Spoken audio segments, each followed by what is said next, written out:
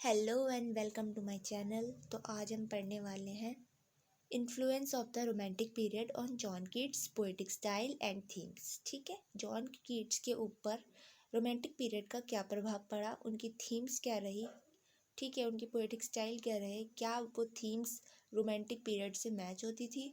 तो आज का टॉपिक यही रहेगा। चलिए शुरू करते हैं। आज आप मेरे नोट्स से पढ़ने वाले हैं, ठीक है।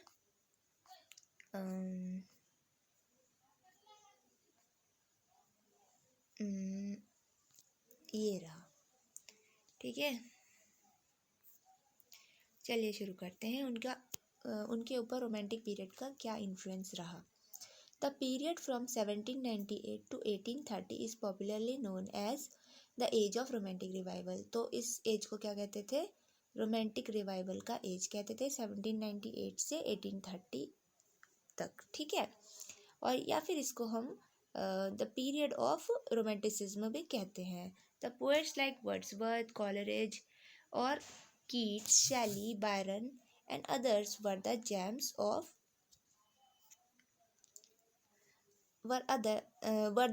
of English poetry। ठीक है, तो इनको क्या कहते हैं?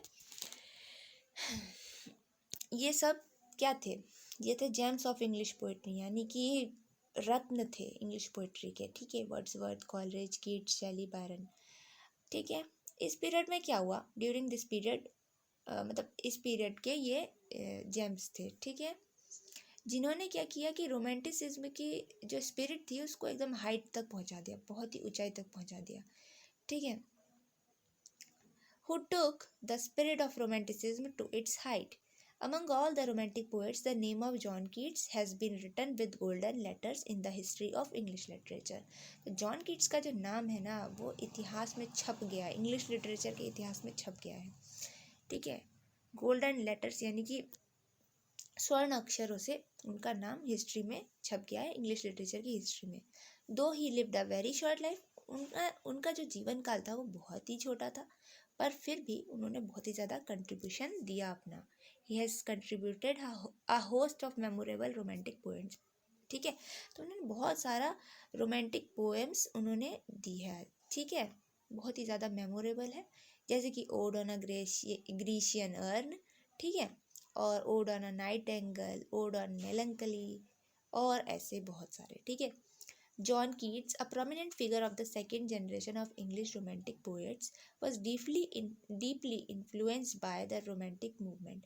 ठीक है, जॉन कीट्स जो थे ना, ये क्या थे? a prominent figure of the second generation of English romantic poets। तो रोमांटिक पीरियड में जो रोमांटिक पोएट्स थे, इंग्लिश रोमांटिक पोएट्स, उनमें सबसे ज़्यादा प्रोमिनेंट फिगर थे, ठीक है। Was deeply influenced by the romantic movement, ये बहुत ही ज़्यादा इन्फ्लुएंस्ड थे रोमांटिक मूवमेंट से, ठीक है। और इसकी बहुत सारी थीम्स देखी जा सकती है इनके पोएट्रीज में, ठीक है, रोमांटिक पीरियड की थीम्स। अब कहाँ गया? John Keats, a prominent figure of the second generation of English romantic poets, was deeply influenced by the romantic movement which emphasised beauty. जिन्होंने क्या किया, इस रोमांटिक मूवमेंट में क्या था? सबसे ज़्यादा ब्यूटी पर फोकस किया गया, नेचर पे, और द पावर ऑफ इमेजिनेशन, ठीक है, इन चीज़ों पर फोकस किया गया। और यही सारी थीम्स हम कीट्स की पोइट्री में भी देख सकते हैं। यही हम क्या बोल रहे हैं आगे कि evident in his sensual imagery, ठीक है, ये जो beauty, nature, power of imagination, तो ये सब हम सेंशुअल इमेजरी में भी देख सकते हैं कीट्स की पोइट्रीज में, ठीक है, जो कि क्या करती है। अच्छा, इसी वजह से इनको कहा जाता था सेंजुअस पोएट, क्योंकि क्या कहते थे ये कि जो ब्यूटी है ना वो एवर लास्टिंग है, हमेशा रहेगी, ठीक है। ब्यूटी क्या है? अनंत है, एवर लास्टिंग है, हमेशा रहने वाली है, ठीक है। और ये क्या करती है? ये जो ब्यूटी होती है हमारी पांचों सेंसेस में अपील करती है, पांचों सेंसेस में हमें पता चलता है, ठीक है, ब्यूटी का, इनके हिसाब से, ओके। फोकस, ठीक है, focus on them of love and exploration of the sublime in his poetry, ठीक है। तो इनकी जो सेंसुअल इमेजरी है ये क्या करती है? ये फोकस करती है on the theme of love, ठीक है, थीम ऑफ लव, लव का जो थीम होता है, exploration of the Sublime in his poetry, ठीक है। इन सब चीज़ों के ऊपर उनका फोकस रहता है पोइट्री में, ठीक है। सबलाइम यानी कि होता है जो उत्कृष्ट होता है, ठीक है। And exploration of the Sublime, Sublime यानी उत्कृष्टता का एक्सप्लोरेशन किया इन्होंने उनकी पोइट्रीज में। और वो सबसे ज़्यादा आगे क्या बोल रहा है, fascination with past, theme of death, ये सारी थीम होती थी। यानी कि फैसिनेशन विद पास्ट यानी कि ये ज़्यादातर ग्रीक कल्चर को दिखाते थे अपनी पोइट्रीज में, ठीक है। जैसे कि ओड ऑन ग्रीशियन अर्न, ठीक है। थीम ऑफ डेथ, डेथ का भी दिखा सकते हैं, मतलब डेथ की भी थीम इसमें होती थी, ओके। और ना इसमें ज़्यादातर ग्रीशियन अर्न के बारे में मैंने लिखा हुआ है, ठीक है। अब इसको ठीक कर देते हैं, चलिए। Nature and mortality, in mortality के बारे में होता था थीम, सच एज एस्केपिज्म के बारे में, एस्केपिज्म यानी कि भाग जाना, ठीक है। And super natural and the human condition के बारे में होता था। सुपर नेचुरल यानी कि अंधविश्वास टाइप का, ठीक है। और भी मतलब जो बियॉन्ड द ह्यूमन, ठीक है, ह्यूमन थिंकिंग, ठीक है, जो कि इंसान की सोच से परे हो, बियॉन्ड द ह्यूमन थिंकिंग, ठीक है, beyond the human imagination.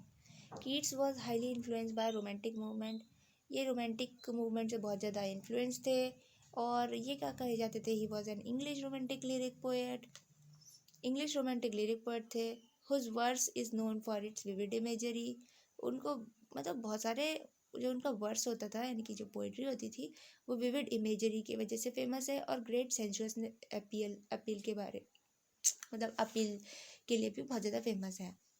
His reputation grow after his early death, उनकी जो रेपुटेशन है यानी कि जो, ठीक है, उनकी जो रेपुटेशन है, ठीक है, वो जाने माने कब गए, यानी कि वो फेमस कब हुए, उनका रेपुटेशन कब बढ़ा, तो वो तब हुआ जब उनकी मृत्यु हो गई।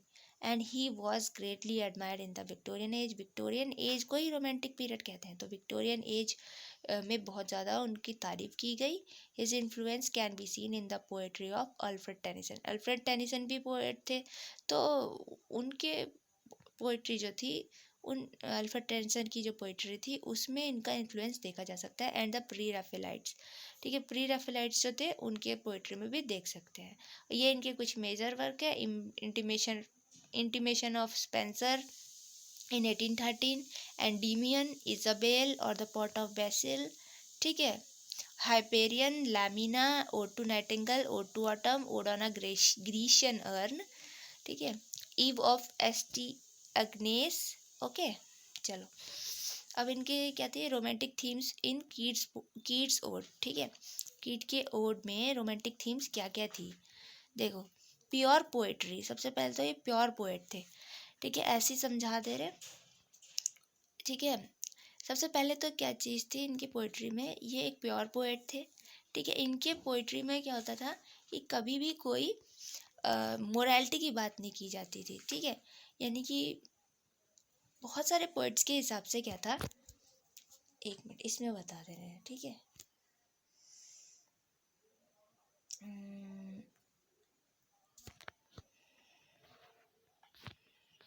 प्योर पोएट, ठीक है, अभी ऐसे ही आपको बता दे रही हूँ। देखो प्योर पोएट्री का मतलब क्या हुआ कि कभी मतलब बहुत सारे जो मॉडर्न क्रिटिक्स थे, ठीक है, वो आजकल क्या मतलब उस टाइम क्या मानते थे कि जो पोएट्री का पर्पस होता है वो क्या होता है, not to raise a voice against problems in society, society में खाली आवाज़ खड़ा करना ये उनका मोटिव नहीं होता है, ठीक है।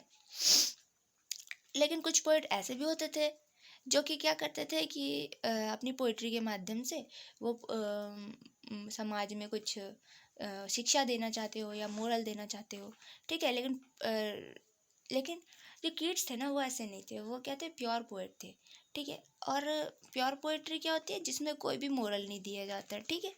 तो लेकिन हाँ, अब रोमांटिक पोइट्री कैसे होती थी, romantic poetry aims at the complete expression of the individual, यानी कि पूरी तरीके से रोमांटिक पोइट्री क्या एम करती थी, यानी कि पूरा उद्देश्य ये होता था कि इंडिविजुअल का कंप्लीट एक्सप्रेशन हो, ठीक है, as compare to the classical poetry.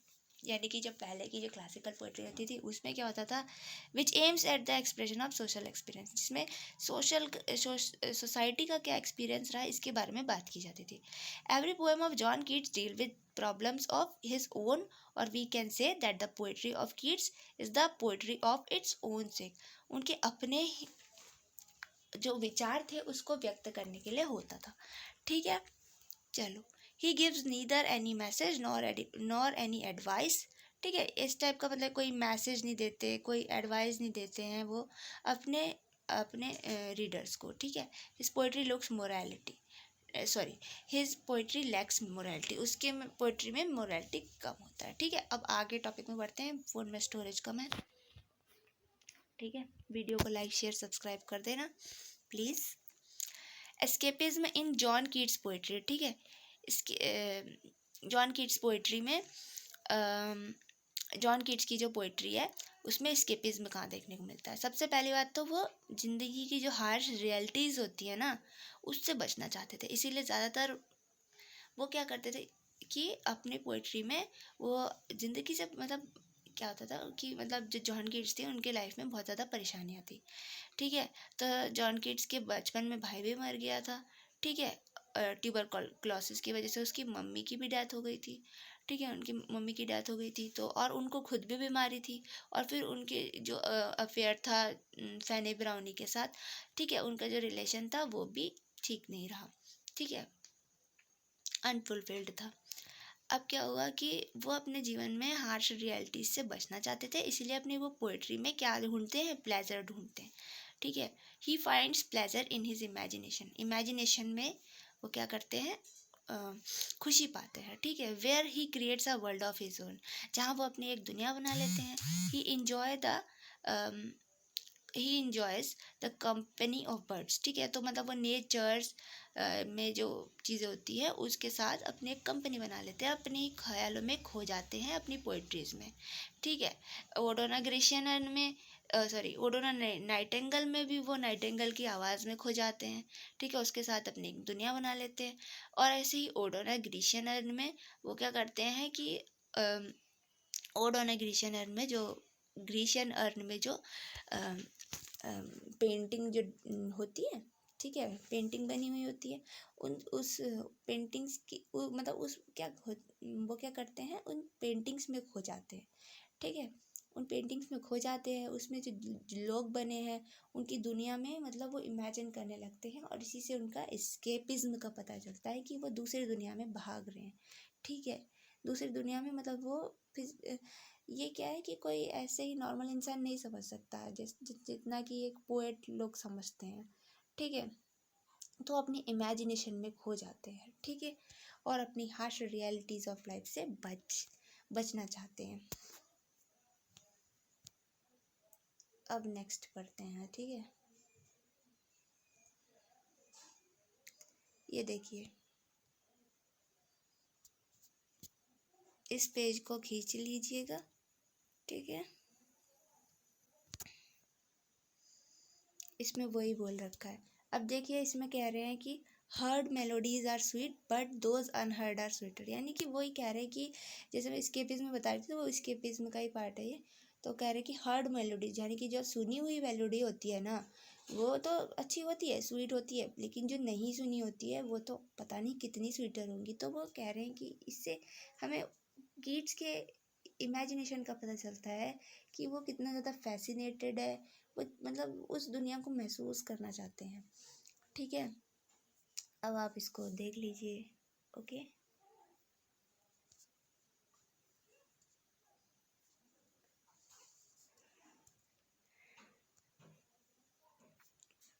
ये देखिए, इसको फिर से खींच लीजिएगा।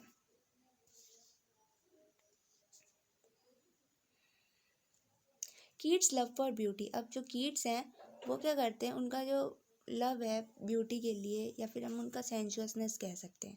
तो कीट्स क्या करते हैं, कीट्स लाइक शैली was a passionate lover of beauty. वो शैली की तरह ही लवर थे ब्यूटी के। ठीक है, beauty is the religion of John Keats. John Keats का रिलीजन कह सकते हैं। According to him beauty is ever lasting and it always affects all five senses. उनके अनुसार क्या है कि जो ब्यूटी है वो हमेशा रहने वाली, beauty is ever lasting and it always और अफेक्ट्स ऑल फाइव सेंसेस। ये हमारे पांचों सेंसेस को हमेशा के लिए अपील करती है, यानी कि हमें महसूस होता है। ठीक है, ही राइट्स, वो लिखते हैं, a thing of beauty is a joy for ever. वो लिखते हैं कि जो थिंग ऑफ ब्यूटी है ये हमेशा के लिए हमें खुशी देने वाली है। ठीक है, ब्यूटी की जो खुशी है, ठीक है, वो हमेशा रहने वाली है। In his early life his appreciation of beauty was totally क्या था, फिजिकल। वो फिजिकल उस पर ज़्यादा अप्रिशिएट करते थे, ठीक है। जैसा कि लिखा है कि he was interested in the beauty of women and nature. वो वुमेन और नेचर पे बहुत ज़्यादा इंटरेस्टेड थे, इसीलिए वो लिखते हैं इट प्रोवाइडेड हिम जॉय। इससे उनको क्या होता है, वुमेन और नेचर के बारे में वो पहले अप्रिशिएशन करते थे, उनकी तारीफ़ करते थे, तो इसलिए मतलब इनकी ब्यूटी में वो क्या फील करते थे, खुशी महसूस करते थे, और ये उनको खुशी देती भी थी। It provided him joy. Keats describe the beauty of women in the following words: light feet, dark violet eyes and the parted hair, soft dimpled hand, white neck and creamy breast, ठीक है। तो ये सब तो ये women का description वगैरह दे रखा है, उसकी ब्यूटी को उन्होंने डिफाइन कर रखा है, ठीक है। But later on his life, अपने आगे की लाइफ में उन्होंने क्या देखा, ब्यूटी को एक फिलोसफिक कॉन्सेप्ट से देखा, ठीक है। But later in his life Keats advanced to a philosophic concept of beauty. In order on a Grecian urn, he identified truth with beauty. तो उन्होंने ट्रुथ के साथ ब्यूटी के बारे में कह रखा है, ठीक है। सच्चाई और ब्यूटी को साथ में जोड़ के उन्होंने एक लाइन दी है। He writes, beauty is truth, truth beauty, that is all ye know on earth and all ye need to know, and in fact truth and beauty are also the major theme of this poem. तो truth और beauty जो है ना, वो इस poem की क्या है, मेजर थीम है। अब देखो कीट्स क्या है ना, ये नेक्स्ट लाइन है, Keats love for Greek and medieval literature. तो वो मेडिवल लिटरेचर से बहुत ज़्यादा प्रभावित थे, ठीक है। हेलेनिज्म कह सकते हैं हम, Keats Hellenism. Love for the past in the another is the another important element of all romantic poetry, ठीक है। पास्ट के लिए पास्ट के लिए जो क्या लिखा, love for the past is another important element of all romantic poetry, ठीक है। पास्ट के लिए जो लिखते थे ना रोमांटिक पोएट, ठीक है, तो ये एक रोमांटिक पोएट्री की थीम हो गई, ठीक है। बहुत ही इंपॉर्टेंट है। Keats had an attraction for the ancient Greek and their myths. Keats क्या थे, कीट्स का ना ग्रीक लोगों की मिथ्स पर, उसके कल्चर पर बहुत ही ज़्यादा वो सोचते थे। In many of his poems he talks about Greek spirit and culture, ठीक है। और बहुत सारी पोएम में उन्होंने ग्रीक स्पिरिट के बारे में और कल्चर के बारे में बात कर रखी है। और जो शैली थे ना, जो इनके दोस्त भी थे, ठीक है, तो वो कहते हैं कि जो कीट्स है ना वॉज अ ग्रीक, ठीक है, पूरे के पूरे ग्रीक है, क्योंकि वो इतना ज़्यादा ग्रीक लोगों का डिस्क्रिप्शन देते हैं। जैसे कि उनके कुछ पोएम्स हैं, मतलब पोएम्स नहीं, कुछ उनके मेजर वर्क्स हैं, जैसे कि एंडीमियन, हाइपेरियन, लामिया और ode on a Grecian urn are taken from Greek mythical stories. इन सब से लिया गया। In his poetry the Greek gods and goddesses like Diana, Neptune, Venus, Cupid etcetera are invariably mentioned, ठीक है। ये थोड़ा मिस्टेक हो गया, ठीक है। For example, in the poem Ode on a Grecian Urn, he asks to sorry थोड़ा गलत लिख दिया। He asks to Grecian Urn that what is painted or depicted in your कह सकते हैं अर्न, ठीक है, in your surface। हाँ, तो अब लिखा है वट लीव फ्रेंच, ये सब आप पढ़ लेना, ठीक है। ये सब इन्होंने बोल रखा है, what leaf fringed legend haunts and about the shape of deities or mortals or of both in Tempe or the dales of Arcady, what men or gods are these, what maiden loth. उन्हें कह रहे हैं कि ये क्या है, ये क्या चित्र बने हैं, ठीक है, ये क्या शेप्स बनी हैं, क्या ये कोई भगवान है, क्या आर दे एनी डीटीज, ठीक है। और मॉर्टल्स, क्या ये कोई मॉर्टल्स यानी कि कह सकते हैं जो मरते नहीं, ठीक है, क्या ये वो हैं, ठीक है। और ऑफ बोथ, या फिर दोनों ही हैं। इन टेम्प ऑफ और द डेल ऑफ आर्केडी, ठीक है, ठीक है, जो कि टेम्पल में है, ठीक है।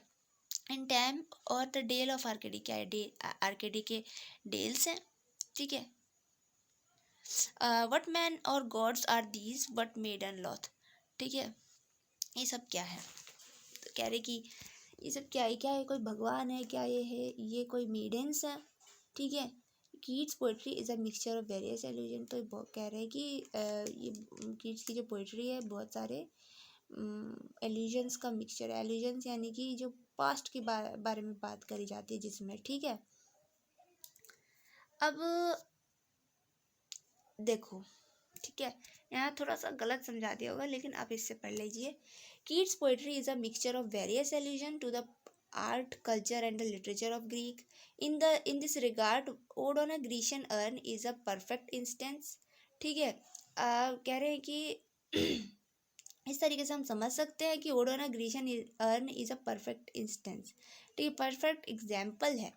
The pictures which are engraved on the Grecian urn shows Keats' love for Greek art, culture and idol, ठीक है। तो ये दिखा रहा है कि द पिक्चर, जो कि पिक्चर बने हुए हैं ग्रीशियन अर्न में, वो दिखाते हैं shows Keats love for Greek art, Keats का कितना प्यार था ग्रीक आर्ट के प्रति, कल्चर के प्रति एंड आइडल्स के प्रति।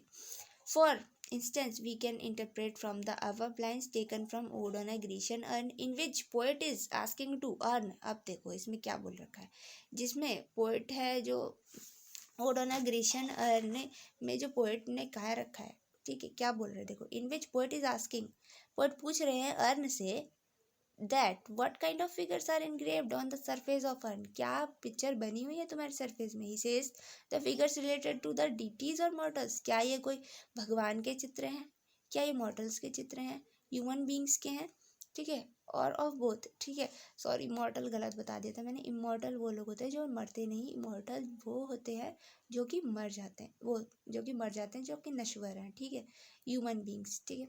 The poet asked if the well of temp और आर्केडी इज इनक्रिप्ट, पोएट कहते हैं कि क्या ये वेल ऑफ टेम्प है, ठीक है, if the well of temp, क्या ये वेल ऑफ टेम्प है, और आर्केडी, क्या ये आर्केडी है, ठीक है, is engraved in the pictures, ठीक है, जो कि पिक्चर में बने हुए हैं, और an imaginary place is depicted, thus the poet arouses the reader's curiosity in the poem. इस तरीके से हम समझ सकते हैं जो पोएट है वो कैसे रीडर्स को क्यूरियोसिटी प्रदान करते हैं इस पोएम में, सॉरी।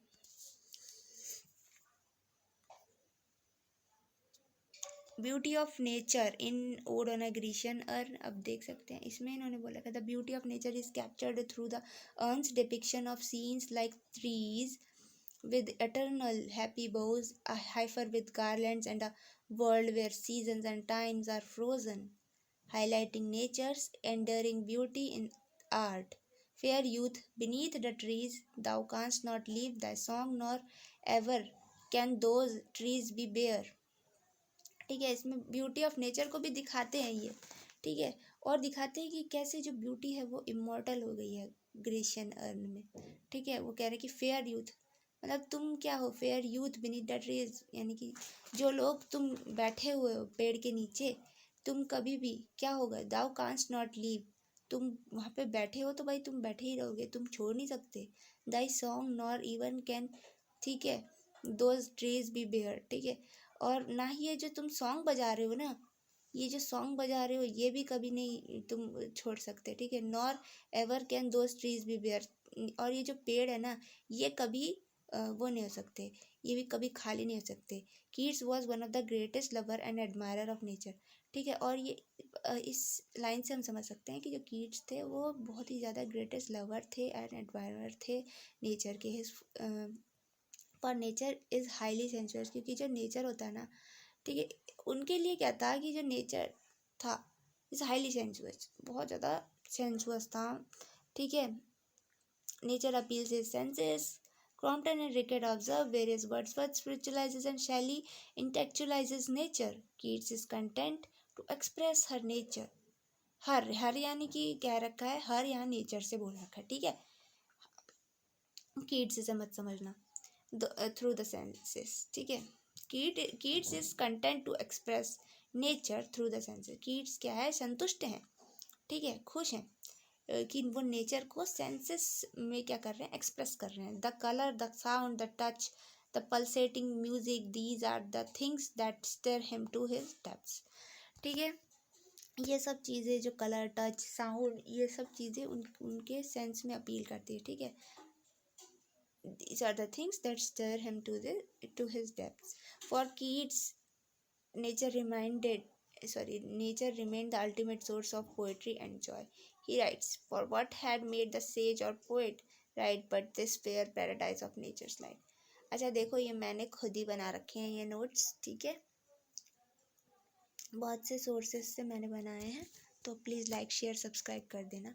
और सुपर नेचुरल एलिमेंट्स भी है इसमें, ठीक है। और वन ऑफ द मोस्ट, अच्छा ये समझ में आया आपको, the beauty of nature is captured through the earns depiction of scenes like, ठीक है, बता दिया ना कि जो ब्यूटी कैसे दिखाई गई है, तो ब्यूटी दिखाई गई है, ये जो इनमें डिस्क्रिप्शन दे रखा है कि आप ये जो पेड़ है कभी खाली नहीं होंगे, ठीक है, तो यही सब बता रखा है। और फेयर यूथ के बारे में बताया है, ठीक है। हाइफर विद गारलैंड्स और हैप्पी बोज यानी कि वही टहनियाँ, ठीक है, boughs, and a world where seasons and time are frozen. और ऐसे वर्ल्ड से दिखा रखा है जहाँ पे जो टाइम है और जो वर्ल्ड है, सॉरी, जहाँ पे जो सीज़न है और जो टाइम है वो फ्रोज़न है, ठीक है, पूरे तरीके से जम चुके हैं। क्योंकि देखो, जो ग्रीष्म ऋतु में जो बन चुका है ना, अब वो तो फ्रीज्ड हो गया ना, ठीक है, वो तो फ्रोज़न बना ही रहेगा, ठीक है, वो चेंज तो नहीं होगा। Highlighting nature's enduring beauty in art, वो उन्होंने क्या कर रखा है, अपने जो नेचर की ब्यूटी है उसको उन्होंने अपने पोएम में दिखा रखा है, ठीक है। अगर आपको समझ आ रहा है तो लाइक कर देना। Supernatural elements, one of the most striking notes of romantic poetry is that of supernaturalism. सबसे ज़्यादा स्ट्राइकिंग नोट क्या है रोमांटिक पोइट्री का, तो वह है supernaturalism. Keats dealt with the supernatural in his ode on a Grecian. Keats ने क्या कर रखा है कि सुपर नेचुरलिज्म के बारे में बता रखा है ode on a Grecian urn में। The super natural elements manifest through the, super natural elements के बारे में कैसे पता चलता है, देखो, urn's ability to transcend time and depict senses of eternal beauty and frozen passion. वो उन्होंने दिखा रखा है अर्न की एबिलिटी टू ट्रांसेंड टाइम, की उसे उसने टाइम को भी मतलब वो कर दिया, ट्रांसेंड कर दिया है। And depict senses of eternal beauty and frozen passion, ठीक है, और ये डिपिक्ट करती है सेंसेस ऑफ एटर्नल ब्यूटी को दिखाते हैं, फ्रोजन पैशन को दिखाते हैं।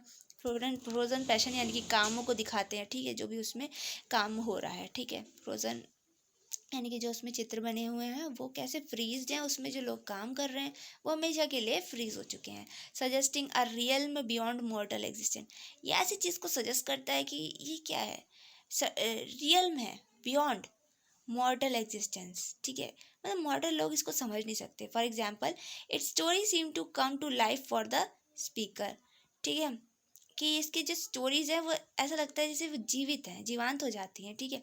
It's story seem to come to life for the speaker and possess him, और ना बिल्कुल इसको मनमोहित कर देती है, पजेस हिम कर, मतलब वो सॉरी यानी कि वशीभूत कर लेती है। The earn it self is an grandeur for the speaker, जो अर्न है ना वो अपने आप में ही क्या है, बहुत बड़ी चीज़ हो गई है स्पीकर के लिए, ग्रैंड्योर, ठीक है। And their interaction with it which could be an ordinary experience for some, ठीक है, और उससे जो बातचीत है ना, पोइट का एक अलग ही लेवल का है कि वो उससे बात कर रहे हैं, माने कोई नॉर्मल इंसान कर नहीं सकता, ठीक है, कोई नॉर्मल इंसान क्या बातें करेगा हाँ किसी चीज़ से, लेकिन पोइट बात कर सकते हैं, ठीक है, पोइट अपनी इमेजिनेशन में खो जाते हैं। विच could be an ordinary experience, किसी मामूली इंसान के लिए तो कोई ऑर्डिनरी एक्सपीरियंस होगा बात करना, लेकिन पोइट्स लोगों के लिए अलग ही होता है, ठीक है। Is for them an extra ordinary experience, उन लोगों के लिए एक अलग ही चीज़ होती है, ठीक है, ठीक है। इधर क्या लिखा था मैंने, सप्लाइम, ठीक है। S T. Coleridge, Kubla Khan and the John Keats, la belle dame sans merci. एक एस.टी. कॉलरेज भी थे, ठीक है, जिन्होंने कुबला खान लिखी है, और जॉन कीट्स ने ला बेले डैम सेंस मर्सी भी लिखे, और इजाबेला और pot of basil are the best example among the romantic poets work. Keats and Coleridge are very fond of using super natural elements in the poetry, ठीक है। Keats और जो Coleridge है वो बहुत ही ज़्यादा सुपर नेचुरल एलिमेंट्स का अपने पोइट्री में प्रयोग करते थे। Immortality of art and transience of human life, उन्होंने इमॉर्टलिटी के बारे में भी बात कर रखी है इसमें, ठीक है। इमॉर्टलिटी ऑफ आर्ट यानी कि जो आर्ट है वो हमेशा परमानेंट है, ठीक है, आर्ट जो है इट इज़ क्या है, परमानेंट, आर्ट तो परमानेंट है, लेकिन जो ह्यूमन लाइफ है, ठीक है, वो क्या है, नश्वर है, ट्रांजिएंस यानी कि नश्वर, ठीक है। ह्यूमन लाइफ कैसी है, वो मरी जाएगी, ठीक है। ह्यूमन की तो मृत्यु होनी ही है, ठीक है। In Odana Grecian urn, Keats masterfully employs the urn as a symbol that embodies both mortality and immortality. दोनों ही चीज़ें इसमें दिखती है। अर्न में जो घड़ा है उसमें तो दोनों ही चीज़ें बनी हुई है, मोर्टिलिटी और इमोर्टिलिटी दोनों ही दिखाई देता है, ठीक है। Through it's eternal depiction of beauty and love contrasted with its association with death, the permanence of art, ठीक है। Through it's eternal depiction of beauty के बारे में तो बहुत ज़्यादा बात कर रखी है। And love contrasted with its association with death, जो लव है ना वो कैसे कॉन्ट्रास्ट कर जाता है, ठीक है, with the association with death, जो लव के साथ जो डेथ दिखा रखा है वो भी एक देख सकते हैं, ठीक है। The permanence of art contrasted with mortality, जो परमानेंस ऑफ आर्ट है यानी कि जो आर्ट है वो तो परमानेंस है, वो कंट्रास्ट कर रखा है विद मोर्टेलिटी से, ठीक है। एंड पेरिशेबिलिटी ऑफ लाइफ, की जो लाइफ है ना वो तो पेरिशेबल है, पेरिशेबल यानी कि जो ख़त्म हो जानी है। The kinship of art with infinity, जो आर्ट है ना वो कैसी है, the kinship of art with infinity, ठीक है। आर्ट की जो प्रभुत्वता है, ठीक है, यानी कि आर्ट जो है वो क्या है, आर्ट जो है वो तो रहने वाली है, ओके।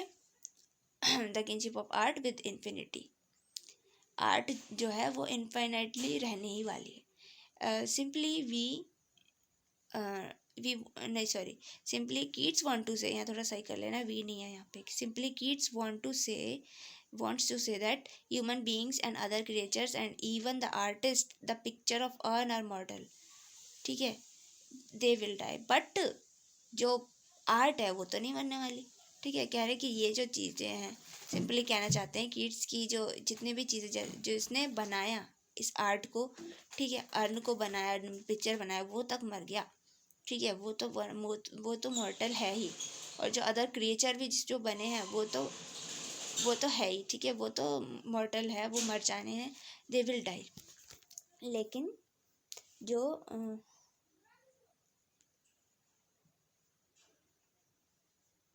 हाँ लेकिन वो तो एक दिन मर जाएंगे, but the art which is engraved over the urn, लेकिन जो आर्ट बनी हुई है इसमें, ठीक है, but the art which is engraved on the urn will remain undestroyed, वो एक दिन ख़त्म, मतलब वो उनका क्या होगा कि वो ख़त्म नहीं होने वाले, जो आर्ट बनी हुई है वो तो ख़त्म नहीं होने वाली है, ठीक है, वो तो परमानेंट है। And this is the main theme of the poem, और यही तो है मेन थीम इस पोएम की, ठीक है। Thou silent from dost tease us out of thought, as doth eternity cold pastoral, when old age shall this generation waste, thou shalt remain, यानी thou shalt remain यानी तुम तो रहोगे, thou यानी कि किसको बोल रखा है ये, इसको बोला है, अर्न को बोला है, okay. Poetic style of John Keats, उन्होंने बहुत सारी चीज़ें यूज़ करी है, एपिस्ट्रॉपी का यूज़ कर रखा है उन्होंने, जैसे कि जैसे एपिस्ट्रॉपी तो जानते हो, ये जो ऊपर जैसे कॉमा जैसा बना हुआ है, ठीक है। This is when the speaker directly addresses someone, ये तब यूज़ किया जाता है जब जो स्पीकर होता है वो डायरेक्टली किसी को एड्रेस करता है, एड्रेसेस समवन और समथिंग दैट इज़ एब्सेंट और नॉन लिविंग, ठीक है, जो कि एब्सेंट होता है और नॉन लिविंग होता है, ठीक है, तो उनको डायरेक्टली एड्रेस करने के लिए ये लगाया जाता है। Keats uses apostrophe to invoke the urn at the beginning, यानी कि लोगों का ध्यान खींचने के लिए, यानी कि कीट्स ने क्या किया, एपिस्ट्रॉफी का यूज़ क्यों किया, उन्होंने अर्न को इन्वोक करने के लिए, यानी कि उसको जगाने के लिए, ठीक है, जगाने के लिए कर रखा है, पुकारने के लिए या जगाने के लिए। The urn at the beginning शुरुआत में कर रखा है, ठीक है। And through out the poem, पूरे पोएम में हम देख सकते हैं दाव दाव करके बुला रहा है, दाव स्टिल अनरेविस्ड ब्राइड ऑफ क्वाइटनेस, दाव faster child of silence and slow time, ये किसको बोल रहा है, ये बोल रहा है अर्न को। अब दूसरा एक फ्रेजेस यानी कि एक phrases is a Greek term, सबसे पहली बात तो ये ग्रीक टर्म है, ठीक है। ग्रीक टर्म है, और सिंपली डिस्क्रिप्शन, इसका माने क्या होता है, इसका मतलब होता है दैट मीन्स सिंपली डिस्क्रिप्शन, किसी चीज़ के बारे में ज़्यादा ही व्याख्या कर रखी होती है in the context of literary studies, ठीक है। हाउएवर एक phrases refers specifically to a device in which a work of visual art is describe in detail. इसका मतलब क्या हुआ, एक फ्रेजेस का मतलब है कि जब भी हम कोई भी चीज़ को विजुअल मतलब कोई भी विजुअल आर्ट है, जब उसका ज़्यादा ही हम डिस्क्रिप्शन दे देते हैं डिटेल में। One of the most famous example of ekphrasis appears in book 18 of Homer. सबसे ज़्यादा जो फेमस मोस्ट फेमस एग्जाम्पल है एक फ्रेजेस के, वो क्या है, बुक 18 में जो होमर ने डिस्क्रिप्शन दे रखा है इलियड के जो शील्ड के बारे में बोल रखा है, विच फीचर्स 130 लाइन डिस्क्रिप्शन दे रखा है, बाप रे 130 लाइन्स, ठीक है, description of the decoration on the shield of Achilles, यानी कि उसके जो अकिलिस की जो शील्ड है उसी में क्या बना हुआ है उसी के बारे में तो 130 लाइन लिख दी। कीट्स डज समथिंग सिमिलर दो फार लेस एलेबरेट। कीट्स भी कुछ ऐसा ही करता है, बट क्या होता है, दो फार लेस एलेबोरेट, थोड़ा कम एलेबोरेट करता है। In ode on a Grecian urn where the speaker offer a detailed description of the images depicted on the surface on an ancient Greek urn। यहाँ भी वो अर्न की ही बात कर रहे हैं, ठीक है, तो हम कह सकते हैं दस दिस पोएम इज एक फ्रेजेटिक, ठीक है, ये जो पोएम है ये एक फ्रेजेटिक है। अब हमारी वीडियो ख़त्म होने वाली है, ठीक है। मेटाफर, इसमें अगला जो पोएटिक स्टाइल है वो क्या है, मेटाफर का उन्होंने यूज़ कर रखा है, ठीक है। When two things are compared, जब दो थिंग्स जो होते हैं वो कंपेयर्ड किए जाते हैं, ठीक है, विदाउट यूजिंग लाइक और एज, हमें लाइक और एज का यूज़ नहीं करना, ठीक है, डायरेक्टली बोल देना है। When two things are directly compared, जैसे कि बोल दिया तुम गुलाब हो, ठीक है, ये नहीं बोला कि तुम गुलाब के समान हो, ये नहीं बोला, ठीक है। You are rose, you are like rose नहीं बोला, ठीक है। Keats uses metaphor to compare the urn to various objects and concepts, ठीक है। कीट्स ने बहुत सारे चीज़ों को मेटाफर का यूज़ कर रखा है, बहुत सारे to compare the urn to various objects and concepts, ठीक है। अर्न को अलग अलग चीज़ों के साथ वो कर रखा है, ठीक है, वेरियस ऑब्जेक्ट के साथ, कॉन्सेप्ट्स के साथ उसको कंपेयर कर रखा है। सच एज ब्राइड, पहले तो ब्राइड बोल रखा है, फिर बोला है अ चाइल्ड, ठीक है, फिर बोला है कि जैसे कि अ हिस्टोरियन के बारे में बोला है, एंड अ फ्रेंड के बारे में भी बोल रखा है, ठीक है। For example is a Sylvian historian, ठीक है, एन एटिक शेप, और एटिक शेप के बारे में भी बोल रखा है, ठीक है।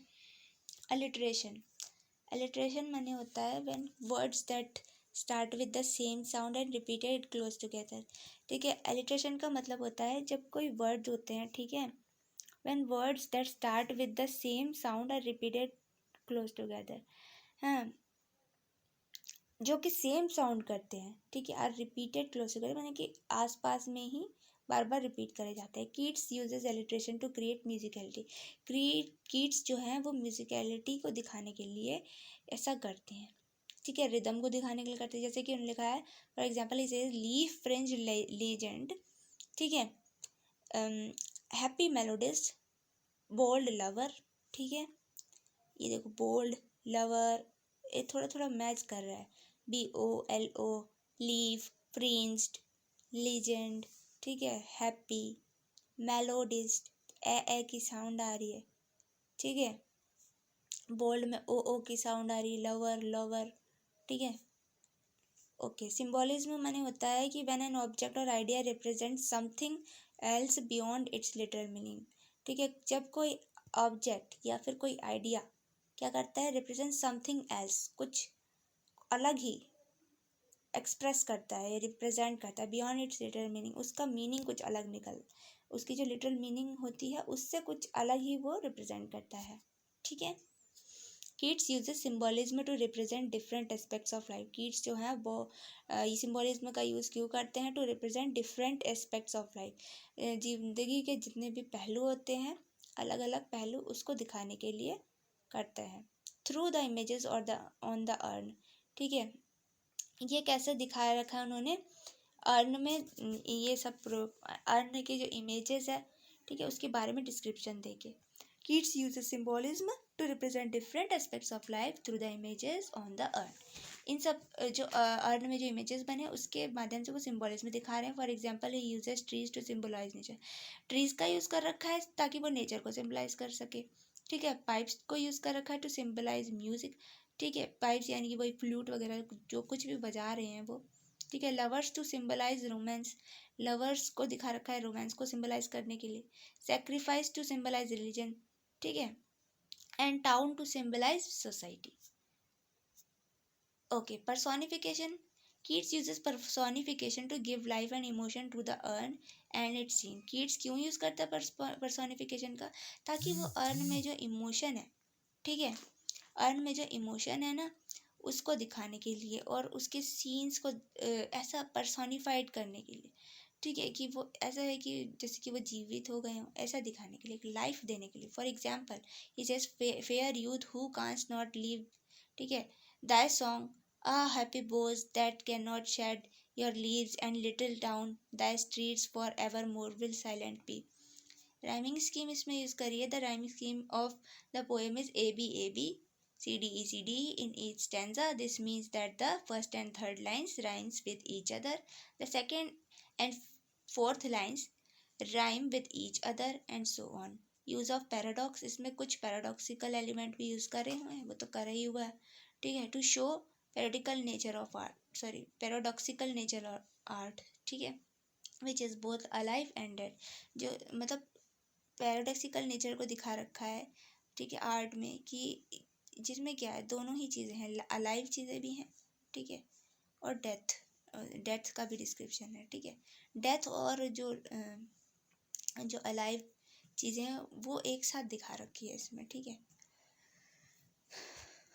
खुद जो अर्न भी होता है ना, वो क्या होता है कि वो अर्न क्यों होता है, कलश होता है, वो डेड चीज़ों को रखने के लिए होता है, ठीक है, जो डेड एशेज रखने के लिए भी होता है। तो ये दिखा रखा है कि जो अर्न है वो खुद तो डेड एशेज रखने के लिए होता है ना ह्यूमन की, लेकिन फिर भी देखो उसमें आज तक जो पिक्चर्स बनी है वो क्या है, वो अलाइव है, आज तक अलाइव है, वो अमर हो गई है, ठीक है, इमॉर्टल हो गई है, ठीक है। एंड चलो आज का टॉपिक ख़त्म हुआ।